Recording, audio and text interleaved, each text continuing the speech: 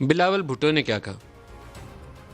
کون تھے وہ دو لوگ جو آئی جی کے گھر میں گئے اور آئی جی کو کہاں لے کے گیا تھا؟ صبح 4 بجے چیف منسٹر صاحب کا اپنا انویسٹیگیشن کا اعلان تو ہوا ہے اور وہ انویسٹیگیشن ساتھ ساتھ چلے گا، لیکن میں مطالبہ کرتا ہوں جنرل فیض سے، D G I S I سے، جنرل باجوہ سے جو چیف آف آرمی سٹاف ہے، اپنا ادارے کے آپ انویسٹیگیشن کرو، وہ کس طریقے سے اس صوبے میں اپنا کام کر رہے ہیں۔ جس نے بھی ہم کو یہ ایڈوائس دیا کہ ایسے کام ہو، یہ غلط ایڈوائس ہے جو ان کے ادارہ کا انسٹیٹیوشنل انٹیگریٹی کو ڈیمیج کرتا ہے۔ اس پریس کانفرنس کے بعد آرمی چیف نے بلاول کو کال بھی کیا اور یقین دہانی کرائی کہ پوری تحقیق ہوگی اور ذمہ داروں کو سزا ملے گی۔ تو آج ایک چیز کے اوپر تو ان کو شاباش ملنی چاہیے کہ رول آف لا پریویل کیا ہے، تو very well done on that. لیکن جتنی دفعہ جنرل فیض اور جنرل باجوہ کا نام پریس کانفرنس اور جلسوں میں آج کل آ رہا ہے، یہ ہمارے لیے اچھا سائن نہیں ہے۔ ایک وہ جو مناسب ایک فاصلہ تھا نا، وہ برقرار رہے تو بہت اچھا ہے۔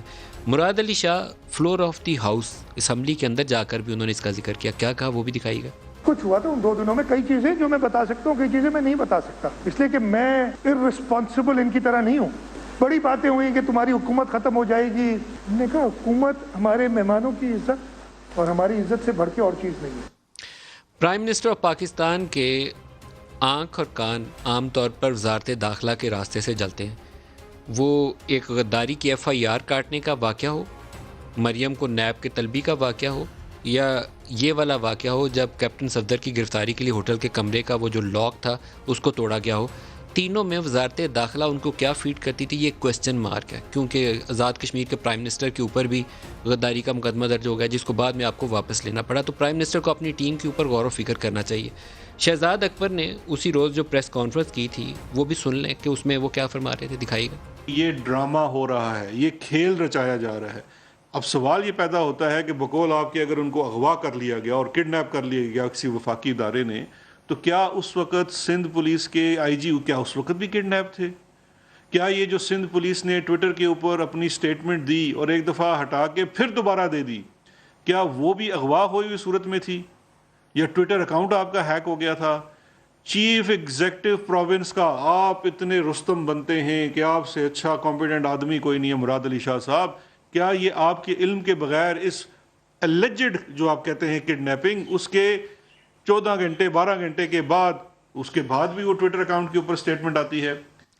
اور جب پرائم منسٹر کو جو چیز بتائی جائے گی عام طور پر وہ ویسے ہی ریئیکٹ کریں گے اور ویسے ہی سوچیں گے کہ شاید یہ سارا کچھ ڈرامہ ہی ہے، کیونکہ انہوں نے تو ڈرامہ ہی کہا۔ پرائم منسٹر نے اس کے اوپر پھر اس کے بعد کیا کہا وہ بھی دکھا دیں۔ آدمی میں نے کہا تھا اغوا ہو گیا، آپ کو نہیں پتا، ایک معصوم آدمی گرفتار ہو گیا۔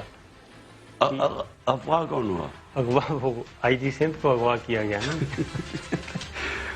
میں تو اس کو ایک کامیڈی سمجھتا ہوں۔ تو یہ چیز ظاہر کرتی ہے کہ جو کچھ ہو رہا ہے وہ سب اچھا نہیں ہے۔ آرمی چیف نے آج ایکشن لے کر ان ذمہ دار لوگوں کو سزا دے کر یہ بات ثابت کر دی، اور اس کے لیے ناپسندیدہ فعل کا لفظ استعمال کیا گیا کہ 2 اداروں کے ٹکراؤ والی کیفیت انہوں نے اپنے اس ناپسندیدہ عمل سے پیدا کی۔ یہ وہ صورتحال ہے جو پرائم منسٹر کو پہلے دن پراپرلی بریف کی جاتی تو اس انٹرویو کے اندر اس کو اس طریقے سے ہنستے ہوئے اسے کامیڈی نہ کہتے، یقیناً ان کے علم میں ہوتا اور وہ کہتے کہ ہم ان کے خلاف کارروائی ہونی چاہیے۔